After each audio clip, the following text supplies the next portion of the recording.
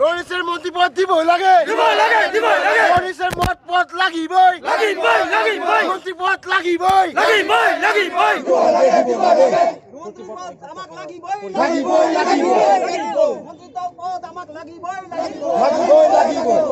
बेवहाय आङो दंफैयो नैबे समाव आङो बेवहाय 30 नं क'क्राझार बिसायख'थियाव देरहालांनो हायो बिथां लरेन्स इस्लारि बे लरेन्स इस्लारिनो मन्त्रि होयैनि थाखाय गोबां सुबुंफोरानो सोमावसारनायखौ नुनो मोन्दों नैबे समाव थांनाय समाव जों बड'लेण्ड बुब्लिनि गेजेरजों नोंथांमोननि सिगाङाव मैया दिन्थिदोंमोन बेवहाय नैबे हलथुगाव प्राइमारि बेवहाय सोमावसारनायखौ नुनो मोन्दोंमोन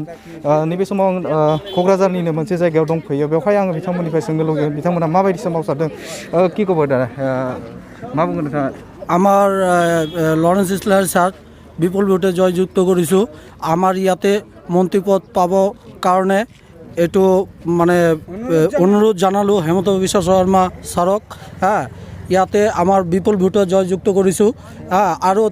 30 বছৰ পিছত প্ৰমীলা ৰাণী বাইদেউক যে হাৰিছে ইমান কেণ্ডিডেট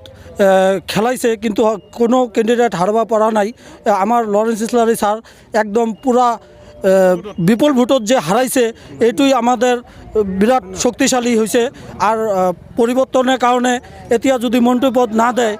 তেনেহলে কেনেকা পরিবর্তন কোকরাঝার এই বিটিআর অঞ্চলত কোকরাঝার রাজধানী পিস হিসাবে এটা মন্ত্রীপদ নাই এই কারণে আমার রাইজসকল সবে দাবি কৰিছে লরেন্স ইসলারি স্যার মন্ত্রীপদ দিব লগা কাৰণে এতিয়া আমাৰ হেমন্ত বিশ্ব শৰ্মা ছাৰক মই অনুৰোধ জনাওঁ আৰু চিফ ছাৰক মই অনুৰোধ জনাওঁ আমাৰ এইটো লাগে আৰু বিটিআৰ সাক্ষ্যকাৰ হিচাপে বিটিআর সাক্ষ্যকাৰ হিচাপে সেক্রেটারি হিচাপে সিহঁতকতো দিবলৈও লাগে একদম 100% প্ৰাপ্যধাৰী মানুহ এতিয়া যে দিয়া নাই এইটো বিৰাট বেআইনী হৈছে আৰু এইটো বিৰাট দুঃখিত হৈছে পাব্লিক ৰাইজৰ মাজত বিৰাট দুঃখ পাইছে এতিয়া ইমান ভোটত জয়যুক্ত কৰিছে আৰু 30 বছৰ পিছত যে আমাৰ প্ৰমীলা ৰাণীক যে হাৰাইছে এইটো বিৰাট গৰ্ব কথা আৰু হেমন্ত ছাৰ কৈছিলে ইয়াতে কোকৰাঝাৰ ডেভেলপ হ'ব ডেভেলপত কৰ পৰা হ'ব এতিয়া মন্ত্ৰীপদেই কোনো নাই কেনেকুৱা ডেভেলপ হ'ব এইটো মই আমাৰ ৰাইজসকলে এইটো দাবী জানাইছোঁ সবাই মিলে দাবী জানাইছে এতিয়া যদি মন্ত্ৰীপদ নাহে আগামী ইলেকশ্যনেতো বেয়া হৈ যাব আগামী ইলেকশ্যনে বেয়া হৈ যাব তাই এইটো হলো সরকারের কাছে মই আবেদন জানাইছোঁ সরকারে বিচাৰক কৰিব যেটো জাগাত দিব লাগে এইটো জাগাত দিয়া নাই এইটোই বিৰাট দুঃখিত মানুহ আমাৰ ৰাইজৰ মানুহ বিৰাট দুঃখিত এইটো মই অনুৰোধ কৰিলোঁ আমাৰ লরেন্স ইসলারি স্যার যেটো প্ৰাপ্যধাৰ মানুহ তাক দিব লাগে তো দিব লাগে লরেন্স ইসলারি জিন্দাবাদ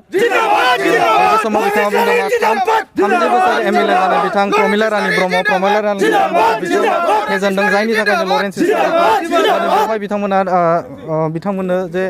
मन्त्रिनि बिमान बेखौ होनो बिथांमोना खावलायदों आरो लोगोसेनो बेवहाय बेनि सासे ज्येष्ठ नेता बिथांजों जासे सावरायगोन नोंथाङा मा बुंगोन बेवहाय दिनै नोंथांमोना बेवहाय मोनसे सोमावसारनाय खालामदों मा बुंगोन बेनि गेजेरजों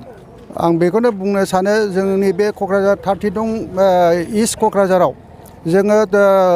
लरेन्स सारखौ माने फुरा माने खस्थ' खालामनानै माने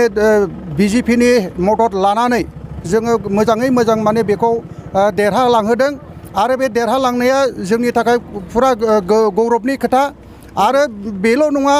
क'क्राझाराव जेनेबा बे क'क्राझार समस्तियाव प्रमिला रानी ब्रह्मआ 30 बोसोर सालायनानैबो जोंनो जेबो माने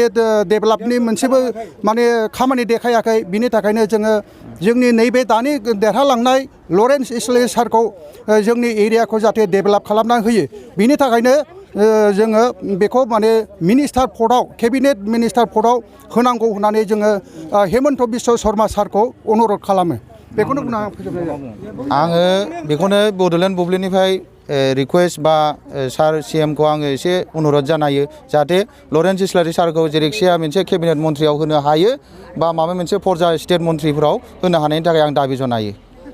बिथांमोना बुंदोंमा नैबे लरेन्स इस्लारिखौ केबिनेट मिनिस्टार खालामथारनांगौ होननानै बिथांमोना दाबि जनायजों आं नैबे समाव रायज्लायनो थाखाय आवगायदों नोंथाङा मा बुंगोन नैबे समाव जों बेवहाय ज' जानायनि मेन खारनानो जादों जों दा बेवहाय UPPL दोलोआ ज' जादों जोंहा गोबां दुखु दाहा जों गोबां सैनानै 30 इयार्सआव जोङो प्रमिला रानीनि आन्डाराव थादोंमोन खिन्थु जों जेबो सै सुबिदा मोनाखै सोरबा आइजोबाबो सोरबा माबाबाबो बेनि थाखायनो दिनै जोङो नाजायै लरेन्स इस्लारि सारखौ देरहाहरनो हाबाय बेबो एसेल' भटजों नङा गोबांथा बयनिख्रुइबो साबसिन भट मोननानै बिथाङा देरहासार जालांदों अब्लाबो दिनै बिथांखौ मानो मन्त्रि हिसाबै मानो गायसनाखै जोंहा गोबां दुखु दाहा दं बेनिखायनो जों लुबैयो जों गोजौआव हेमन्त सारनिसिम रिकुवेस्ट बेखौनो खालामोदि जोंनो बिथांखौनो जोंनो नांथारगौ केबिनेट मन्त्रि हिसाबै बेखौनो बिथाङा बुंदों माने बे लरेन्स इस्लारिखौ केबिनेट मिनिस्टार हिसाबै बिथांमोना लुबैथारदों आरो लोगोसेनो बिथांमोना फोरमायदोंमोन 30 बोसोर प्रमिला रानी ब्रह्मआ बिथाङा बेवहाय